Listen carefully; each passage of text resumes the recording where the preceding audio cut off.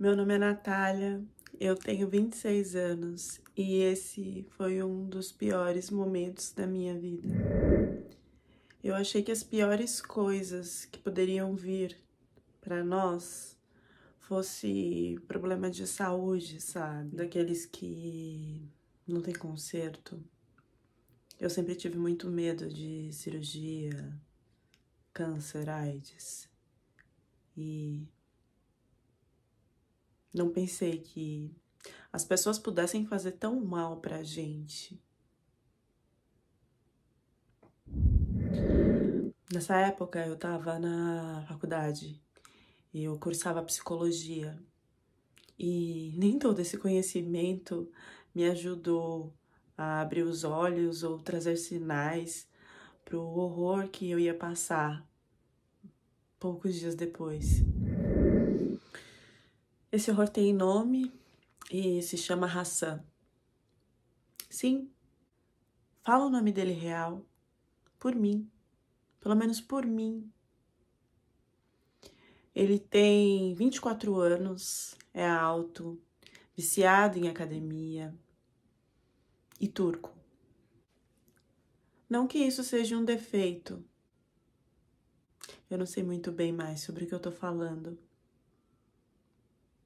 Me dá muito medo falar sobre isso.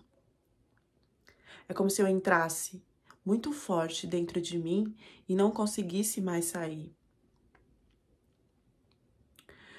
Bom, o Hassan estava no Brasil e ele trabalhava com tudo que desse dinheiro ou que trouxesse algum retorno para ele. Ele sempre dizia que não importava o tipo do trabalho, e sim sempre você ter o seu dinheiro, a sua independência. Se desse dinheiro, ele estava dentro. Ele tinha pavor de falar sobre voltar para a Turquia. Ele me dizia que os pais dele exigiam muitas regras e coisas que não entrava dentro da cabeça dele e que ele jamais queria seguir ou fazer e que ele se sentia muito preso naquele lugar.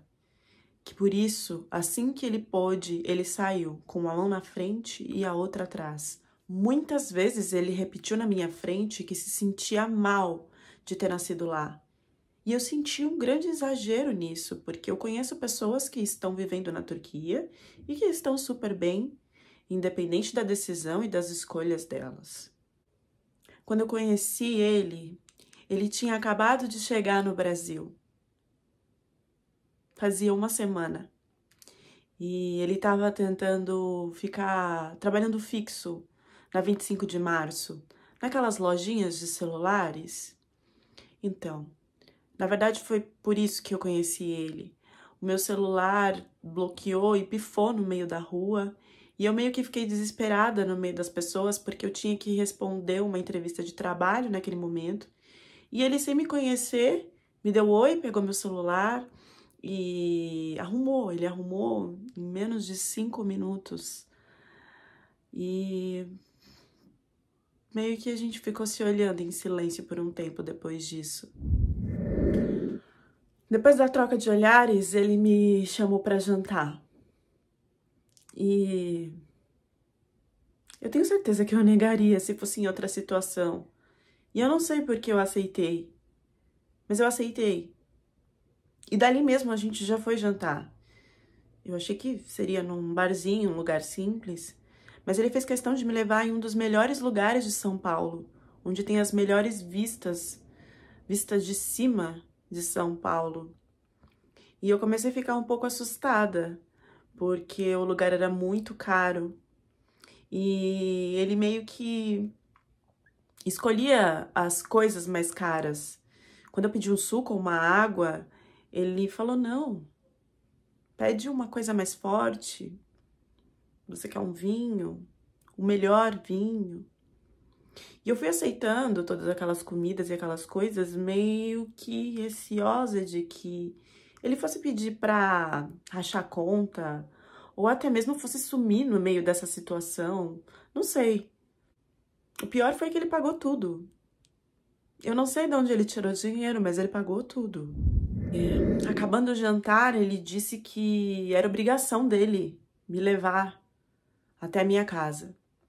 E quando chegou no portão da minha casa, ele olhou bem fundo nos meus olhos e disse que ele tinha encontrado a mulher da vida dele, que desde o primeiro momento ele sabia que tinha algo comigo que também fazia parte dele e que eu não poderia negar o convite de viver uma vida inteira com ele. Eu não conseguia tirar os olhos dos olhos dele e eu aceitei. Aceitei receosa, mas a cada dia que passava, as coisas só melhoravam. As coisas só ficavam mais intensas e mais verdadeiras. Eu ganhava flores na minha faculdade. Ele me mandava bombons. Me ligava todos os dias em todos os horários para saber o que estava acontecendo. Me levava e buscava dos lugares. Não me deixava passar por nenhuma situação ruim. E se eu passasse por alguma situação ruim, ele sempre estava ali do meu lado para me acolher de alguma forma. Eu nunca tinha estado em toda a minha vida com um cara tão dedicado, tão parceiro, tão empata e fiel. Foi quando ele me surpreendeu, mais uma vez. Além dele me buscar na faculdade, me deixar em casa, assim que eu fui abrir a porta para entrar, ele se ajoelhou nos meus pés. Ele beijou os meus pés, as minhas mãos e me pediu em casamento. Eu aceitei. Ninguém sabia que eu tinha uma relação com o Hassan. Eu pensava que isso não iria pra frente. Não sei, que ele fosse me surpreender de alguma forma ruim. Mas pelo contrário. E quando eu resolvi contar pra minha mãe, a minha mãe ficou muito mal. Ela disse coisas horríveis sobre o que ele poderia ser ou do que ele iria fazer comigo. Ela nunca tinha visto ele na vida. E assim que eu apresentei, a primeira vez que ela olhou nos olhos dele, ela fechou uma expressão tão pesada, não respondeu o oi, abaixou a cabeça e saiu andando. Desde então a minha mãe não aceitou nada que tivesse ele junto. Ela não foi no casamento, ela não ajudou nos preparativos. Foi um pouco complicado porque a gente não tinha condições financeiras de viver em outro lugar. Eu vivia em um quarto na parte de trás da casa da minha mãe. E foi lá que eu comecei a morar com o Hassan. A minha mãe, ela separava os pratos, as roupas dele, como se ele fosse um animal. E ela não queria que ninguém tocasse, que não chegasse perto das coisas dela.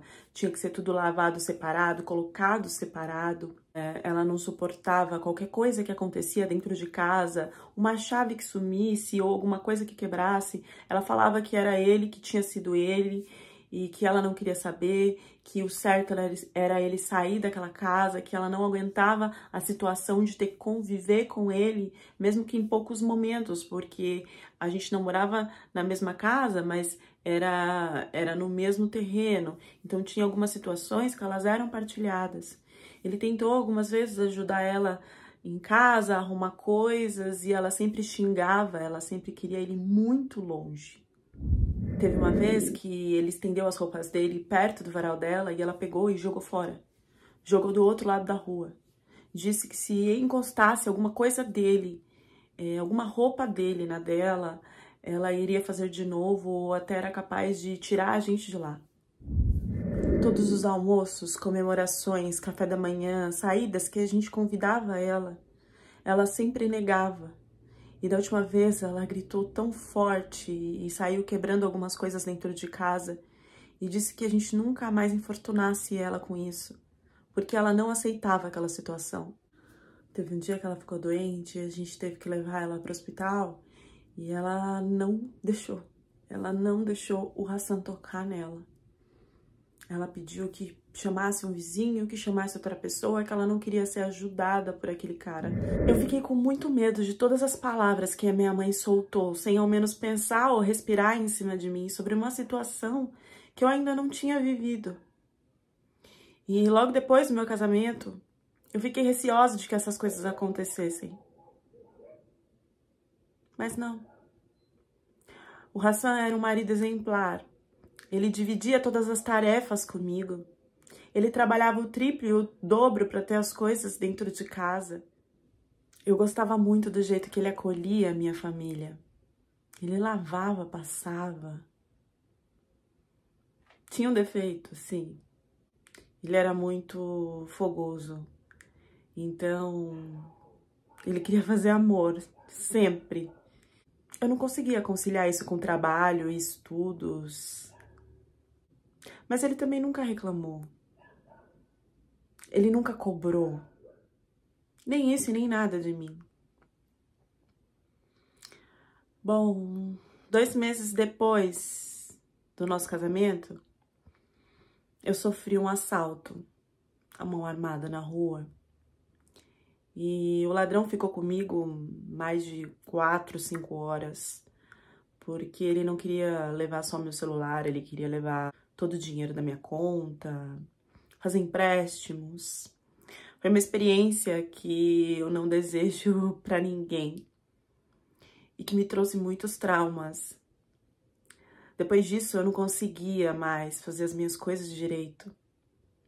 E eu comecei a ter sintomas fortes, como inchaço, cansaço, perda de peso, insegurança, medo. No começo, os sintomas pareciam sintomas de gravidez, mas não eram. Depois eu fui ficando quase que de cama, perdendo a força. Então eu fui no médico e nenhum exame dava nada. Eu confesso que eu fiquei com muito medo de ser algo grave, como câncer. Eu tinha muito medo de morrer disso. E já nos primeiros dias, dos primeiros sintomas, o Hassan mudou um pouco. Eu não sabia se ele estava assustado. Eu não conseguia entender. Mas ele não vinha dormir comigo. Ele ficava na sala assistindo série com a minha mãe. Ele dizia que era melhor eu ficar sozinha, relaxar e descansar, para que esse estresse saísse de dentro de mim, seja lá o que fosse. Teve um dia que eu fiquei muito mole. E aí eu resolvi tomar um banho, sabe? Para ver se as minhas energias voltavam. E eu não entendi. Eu fui na minha gaveta de calcinha e não tinha nenhuma calcinha minha lá. Eu achei aquilo muito estranho e quando eu cheguei pro Hassan e perguntei se ele tinha tirado ou levado, não sei, ele disse que não, que ele nunca tinha tocado ali e que talvez por essa confusão toda mental que eu estava, talvez eu tivesse colocado em algum lugar e não estava lembrando naquele momento, para eu descansar e para depois eu procurar novamente. Só que depois, por todos os outros dias, eu nunca mais encontrei as minhas calcinhas. A minha mãe se propôs a ficar comigo na parte do dia para que ela conseguisse me ajudar a fazer as coisas, porque eu não conseguia dar conta. E então ela voltava à noite, quando eu dormia, o Hassan chegava, ela voltava para casa dela. Só que o Hassan começou a não vir mais dormir comigo. Ele ficava sempre na sala assistindo TV. Foi quando eu tive que fazer uma nova bateria de exames e não deu resultado sobre nenhuma doença. E os médicos começaram a pensar, então, em doenças mais graves. E eu avisei o Hassan de que eu tava com muito medo de fazer aqueles exames. Eu tava com muito medo de fazer aqueles exames e que se o resultado estivesse ali, eu não sei como eu ia lidar, o que eu ia fazer com a minha vida. E a reação dele foi muito estranha, porque ele não teve reação. Ele ficou em silêncio. Ele não me abraçou. E ele só falou que era a forma dele de reagir, que era o jeito dele de enfrentar as coisas. Depois que eu contei isso pra ele, ele começou a não voltar mais à noite pra casa. E a minha mãe veio repetir tudo aquilo que ela falou pra mim antes do casamento, falando que eu tinha sido alertada e que tudo isso tinha sido muito rápido. E que eu sabia que ele estava comigo só pra conseguir ficar permanente no Brasil. Eu tava tão assustada naquele dia porque eu tava sem ajuda de ninguém, sabe? Eu tava esperando que alguém me acolhesse. Eu tava confusa sobre os remédios, eu tava confusa sobre o que eu podia ter, sobre os exames, como que eu iria fazer. E ainda tava escutando a minha mãe falar coisas que eu não sei se eram verdades ou não, mas que eu não estava pronta para receber como mais uma carga naquele momento. Então eu resolvi tomar calmantes, eu tomei muitos calmantes pra ficar tranquila, tomei chá, tomei remédio e eu apaguei no sofá. Eu tive um pesadelo horrível. Umas mulheres gritando e falando o nome do Hassan e rindo da minha cara. Eu nunca entendi o que foi aquilo. E quando eu acordei desesperada e corri pro quarto pra contar pra ele. E ele não tava lá. Foi quando eu chorei e eu caí no chão, assim, de desespero, sabe?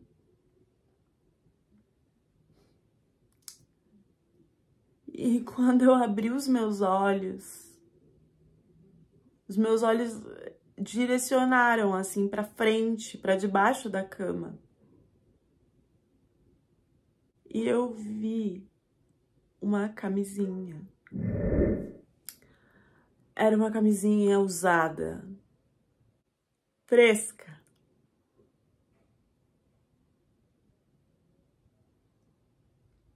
Eu não consigo explicar muito o que eu senti, assim. Eu acho que eu nem senti. Eu só saí correndo com aquilo na mão, atrás da minha mãe. Eu queria falar com ela, eu queria contar pra ela, porque eu e o Hassan já não fazíamos nada há um bom tempo. E da onde que podia ter saído aquilo? Eu tava dormindo lá, o que aconteceu que eu não vi? Como assim que eu não percebi? No meu quarto, na minha cama. E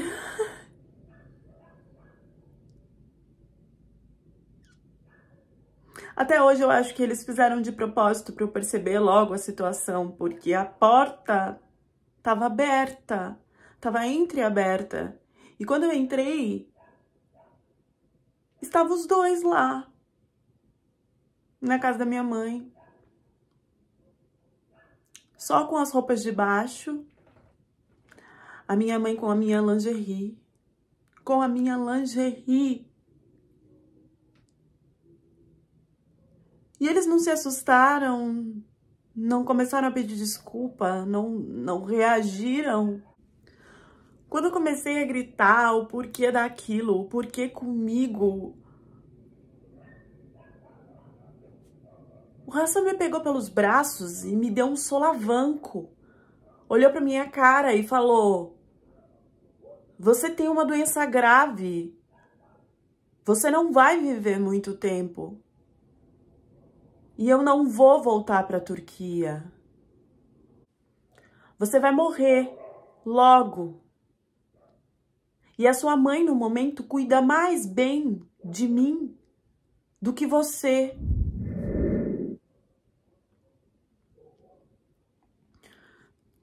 Desculpa, Leca. Eu não vou conseguir falar mais nada. E eu só virei as costas. Enfiei um pouco de roupa na mala e nunca mais voltei pra lá. Nunca mais. Sobre os exames, não era nada grave no físico. era psicológico. E eu levei muito tempo pra tratar depois de tudo isso. Hoje eu tô bem. Apesar de nunca mais acreditar no amor. Eu tô bem. E aí, gente? Reflexões sobre a história. A troca nos comentários é sempre muito bem-vinda, tanto de forma acolhedora ou transformadora mentalmente e fisicamente para cada uma. Eu tô gostando muito.